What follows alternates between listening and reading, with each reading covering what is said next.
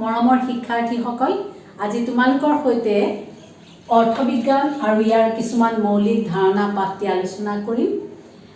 এতিয়া অৰ্থবিজ্ঞানৰ ইংৰাজী প্ৰতিশব্দ হৈছে ইকনমিক্স, তোমালোকে জানাই, আৰু এই অৰ্থবিজ্ঞান সমাজ বিজ্ঞানৰ অন্তৰ্ভুক্ত এটা বিষয়। অৰ্থবিজ্ঞানৰ মূল বিষয়বস্তু হৈছে মানুহ আৰু মানুহৰ দৈনন্দিন জীৱনত বিভিন্ন অভাৱ। সাধাৰণ অৰ্থত অভাৱ মানে যদিও আমি নাটনিকে বুঝো, কিন্তু অৰ্থবিজ্ঞানত অভাৱ মানে হ'ল আমাৰ বিভিন্ন বস্তুৰ প্ৰতি আমি অনুভৱ কৰা প্ৰয়োজন। আমাৰ ভোক লাগিলে, ভোক লগা অৱস্থাত এসাঁজ ভাত বা কেইখনমান ৰুটিয়ে আমাৰ অভাৱ পূৰণ কৰিব পাৰে।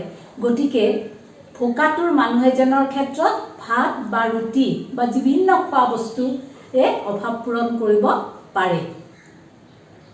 আমি বিভিন্ন সময়ত বিভিন্ন সা সামগ্ৰীৰ প্ৰয়োজন অনুভৱ কৰোঁ আৰু সেই প্ৰয়োজনীয় সামগ্ৰীখিনি আমি অৰ্থৰ বিনিময়ত, অৰ্থ মানে টকা পইচা, যে আমি কোনো মূল্যৰ বিনিময়ত সেই সা সামগ্ৰীবিলাক লাভ কৰোঁ।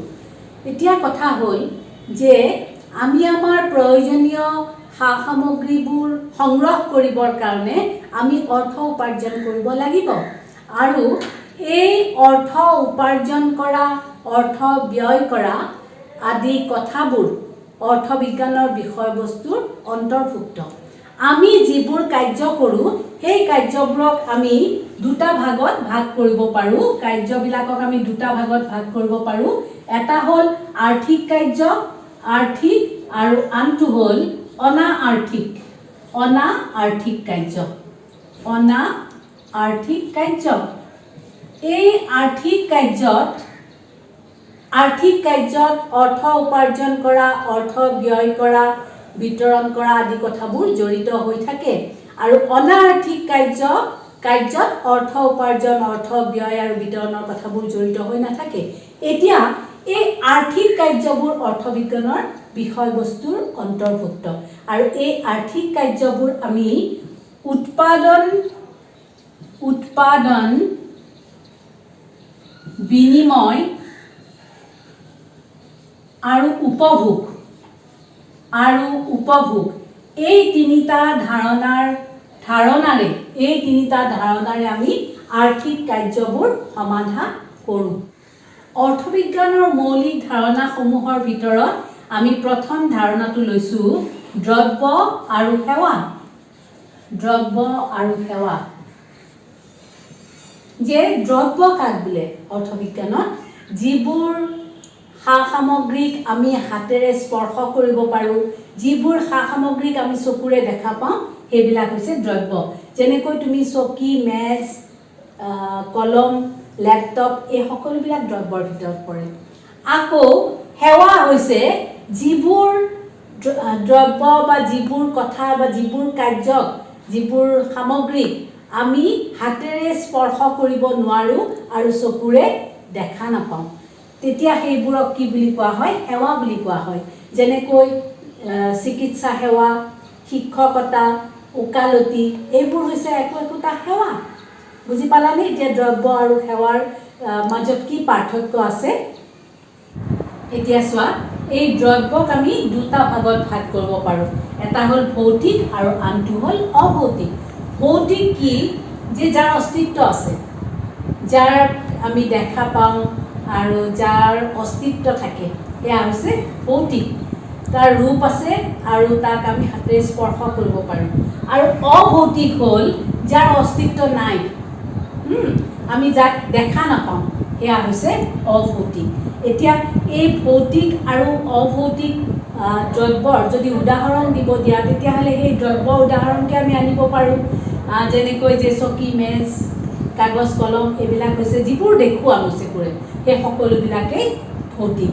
আৰু অভৌতিক হ'ল যে কিছুমান কথা আমি চকুৰে দেখা নাপাওঁ।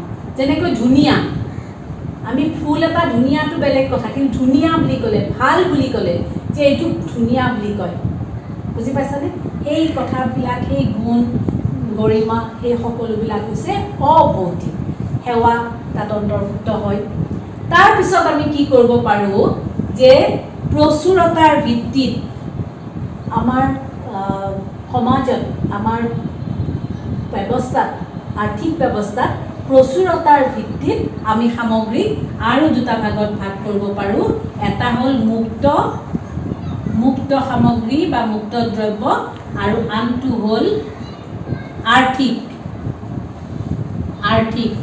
এতিয়া প্ৰকৃতিৰ বুকুত যিবোৰ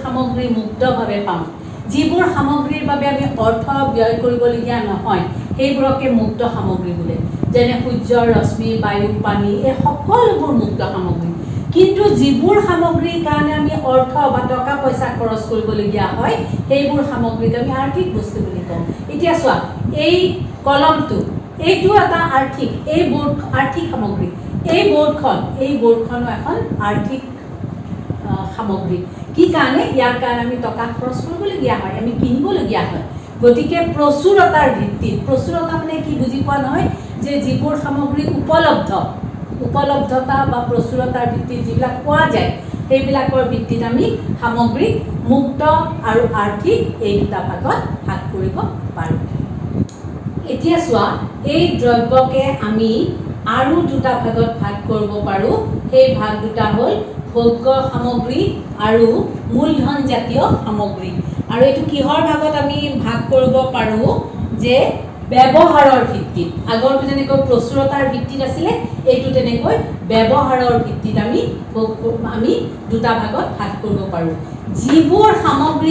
যিবোৰ সামগ্ৰীয়ে মানুহৰ প্ৰত্যক্ষভাৱে অভাৱ পূৰণ কৰে সেইবোৰ সামগ্ৰী ভোগ্য সামগ্ৰী বুলি কোৱা হয় যেনেকৈ খাদ্য সাজপাৰ এই সকলোবিলাক হৈছে ভোগ্য সামগ্ৰী আকৌ যিবোৰ সামগ্ৰীয়ে মানুহক প্ৰত্যক্ষভাৱে অভাৱ পূৰণ নকৰি পৰোক্ষভাৱে অভাৱ পূৰণ কৰে সেইবোৰ সামগ্ৰী মূলধন জাতীয় সামগ্ৰী বোলে তোমালোকে এই কথাটো স্পষ্ট হ'বা যে মূলধন জাতীয় সামগ্ৰীবোৰ কি মূলধন জাতীয় সামগ্ৰীবোৰ হ'ল এই যে নাঙল তাৰপিছত ট্ৰেক্টৰ এইবিলাক তাৰমানে ভোগ্য সামগ্ৰী উৎপাদন কৰোঁতে যিবোৰ সামগ্ৰী ব্যৱহাৰ কৰা হয় সেইবোৰকে মূলধন জাতীয় সামগ্ৰী বুলি কোৱা হয় আকৌ ভোগ্য সামগ্ৰী উদাহৰণ মনত ৰাখিবা খাদ্য সাজপাৰ আদি হৈছে ভোগ্য সামগ্ৰীৰ উদাহৰণ আৰু এইটো যেনেকৈ প্ৰচুৰতাৰ ওপৰত ভিত্তি কৰি ভাগ কৰা হৈছিলে এই ভাগ দুটা হৈছে ব্যৱহাৰৰ ওপৰত ভিত্তি কৰি কৰা ভাগ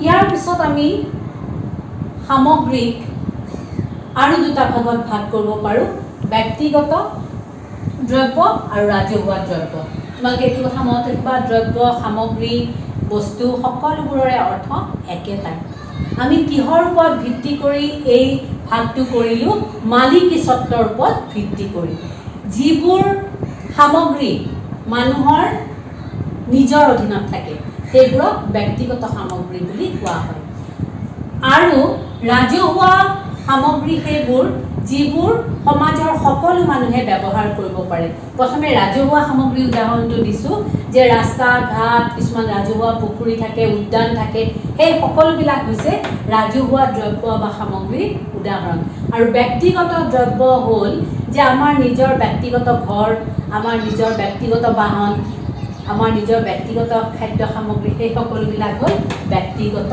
দ্ৰব্যৰ উদাহৰণ বুজি পাইছানে ইতিমধ্যে আমি তোমালোকৰ লগত সমাজ বিজ্ঞানৰ মৌলিক ধাৰণাৰ চাৰিটা ধাৰণা ইতিমধ্যে তোমালোকৰ লগত আলোচনা কৰিলোঁ ইয়াৰ পিছৰ 5 নম্বৰ ধাৰণাটো হৈছে উপযোগিতা কি জানানে যে মানুহৰ অভাৱ পূৰণ কৰিব পৰা ক্ষমতাকে উপযোগিতা বুলি কোৱা হয় এতিয়া আমাৰ বিভিন্ন বস্তুৰ উপযোগিতা হ'ব পাৰে গৰম কালি আমাৰ ঠাণ্ডা বস্তু খোৱাৰ কাৰণে ইচ্ছা যায় গতিকে সেই সময়ত আমাৰ কি হ'ব ঠাণ্ডা বস্তুৰ উপযোগিতা আমি অনুভৱ কৰোঁ ঠিক সেইদৰে আমাৰ যেতিয়া বেমাৰ হয় জ্বৰ উঠিলে আমি জ্বৰ কমোৱা দৰৱৰ অভাৱ অনুভৱ কৰোঁ গতিকে মানুহৰ অভাৱ পূৰণ কৰিব পৰা ক্ষমতাক কি বুলি কোৱা হয় উপযোগিতা বুলি কোৱা হয় একেবাৰে সহজ উদাহৰণটো হ'ল যে আমাৰ ভোক লাগিলে আমি ভাতৰ অভাৱ অনুভৱ কৰোঁ, সেয়া হৈছে আমাৰ উপযোগিতা।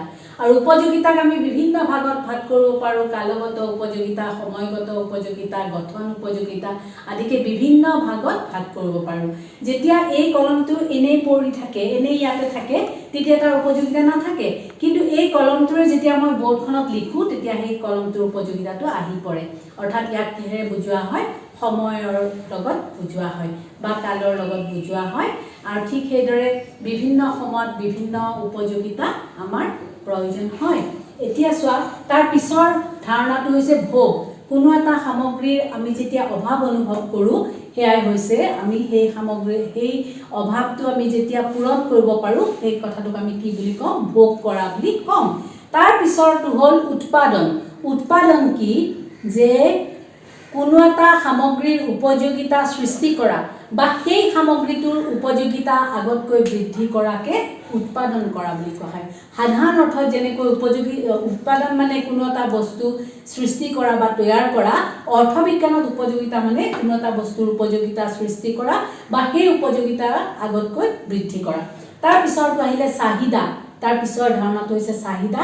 চাহিদা হ'ল মানুহৰ অভাৱ পূৰণ কৰিব পৰা ক্ষমতাকে চাহিদা বুলি কোৱা হয়। আকৌ কৈছোঁ, মানুহৰ অভাৱ পূৰণ কৰিব পৰা ক্ষমতাৰ লগতে সেই সামগ্ৰীটো কিনাৰ ইচ্ছা বা আকাংক্ষাক চাহিদা বুলি কোৱা হয়। সাধাৰণ অৰ্থত কোনো এটা বস্তুৰে অভাৱ পূৰণ কৰিলেই আমি চাহিদা পোৱা বুলি কওঁ, যদিও অৰ্থবিজ্ঞানত চাহিদাৰ সংজ্ঞাটো হ'ল মানুহে কোনো এটা বস্তুৰ অভাৱ পূৰণ কৰাৰ লগতে সেই সামগ্ৰীটো কিনাৰ বা ক্ৰয় কৰাৰ যিটো ক্ষমতা, তাকে চাহিদা বুলি কোৱা হয়। আকৌ যোগান কি? যে কোনো এটা সামগ্ৰী উৎপাদন কৰি সেই সামগ্ৰীটোৰ যিটো অংশ বজাৰলৈ বিক্ৰীৰ বাবে লৈ অহা হয়, সেইখিনি কি বুলি কোৱা হয়? যোগান বুলি কোৱা হয়। তাৰ পিছৰ ধাৰণাটো হ'ল সম্পদ আৰু কল্যাণ। অতি গুৰুত্বপূৰ্ণ ধাৰণা। যে সম্পদ, কোনো এটা সামগ্ৰী সম্পদ হ'বলৈ হ'লে তাৰ 4টা গুণৰ প্ৰয়োজন হয়। কি 4টা গুণ? উপযোগিতা, অপ্ৰচুৰতা, দুৰ্লভতা আৰু হস্তান্তৰযোগ্যতা আৰু বাহ্যিকতা। অপ্ৰচুৰতা আৰু দুৰ্লভতা একেটাই, যে আমি যদি কোনো এটা সামগ্ৰী সম্পদ হ'বলৈ হ'লে তাৰ উপযোগিতা থাকিব লাগিব, তাক যিমান ইচ্ছা সিমান আমি পাব নালাগিব, অপ্ৰচুৰ হ'ব লাগিব, প্ৰচুৰ হ'ব নোৱাৰিব বা দুৰ্লভ হ'ব লাগিব। এটা সামগ্ৰী এটা সামগ্ৰী যদি আমি আন এজনক, আমাৰ পৰা আন এজনলৈ হস্তান্তৰ কৰিব পাৰোঁ, তেতিয়াহ'লে সেইটো এটা হস্তান্তৰযোগ্যতা, এটা গুণ হয়। আৰু বাহ্যিকতা, যাৰ ভৌতিক অস্তিত্ব নাথাকে, তাক বাহ্যিকতা বুলি কোৱা হয়। এই 4টা গুণ থাকিলেহে এটা সামগ্ৰীক আমি সম্পদ বুলি ক'ব পাৰোঁ।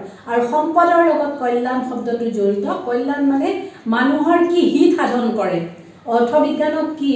যে এটা সম্পদ ব্যৱহাৰ কৰিলেই আমি সেই সম্পদে সামূহিক কি হিত সাধন কৰে, সেইটোকে কি বুলি কোৱা হয়? কল্যাণ বুলি কোৱা হয়। বুজি পাইছা? তাৰ পিছৰ ধাৰণাটো হৈছে একেবাৰে শেষৰ ধাৰণাটো মূল্য। মূল্য বুলিলে কোনো এটা সামগ্ৰীৰ ব্যৱহাৰৰ যোগ্যতাক বুজা যায়, সেইটো সাধাৰণ অৰ্থত। কিন্তু অৰ্থবিজ্ঞানত মূল্য শব্দটো 2টা অৰ্থত ব্যৱহাৰ হয়, ব্যৱহাৰিক মূল্য আৰু বিনিময় মূল্য। ব্যৱহাৰিক মূল্য কি? যেতিয়া কোনো এটা মূল্যই অভাৱ পূৰণ কৰিব পাৰে বা অভাৱ পূৰণ কৰাৰ কাৰণে যেতিয়া সেই সামগ্ৰীটো অভাৱ পূৰণৰ কাৰণে যিটো আমি মূল্য দিওঁ, সেইটোক কোৱা হয় ব্যৱহাৰিক মূল্য। আৰু বিনিময় মূল্য হ'ল কোনো এটা সামগ্ৰী দি আমি সেই সামগ্ৰীটোৰ সলনি, অৰ্থাৎ আমি কোনো এটা সামগ্ৰীৰ দাম দি, তাৰ মূল্য দি, সামগ্ৰীটোৰ দাম দি পেলাই আমি যিটো সামগ্ৰী লাভ কৰোঁ, সেইটো কি বুলি কোৱা হয়? বিনিময় মূল্য বুলি কোৱা হয়। তোমালোকৰ ধাৰণা স্পষ্ট হ'ল বুলি আশা কৰিছোঁ। তোমালোকে অৰ্থবিজ্ঞানৰ এই মৌলিক ধাৰণাসমূহ জানিলেহে তোমালোকে অৰ্থবিজ্ঞান সম্পৰ্কীয় সকলো কথা বুজি পাবা।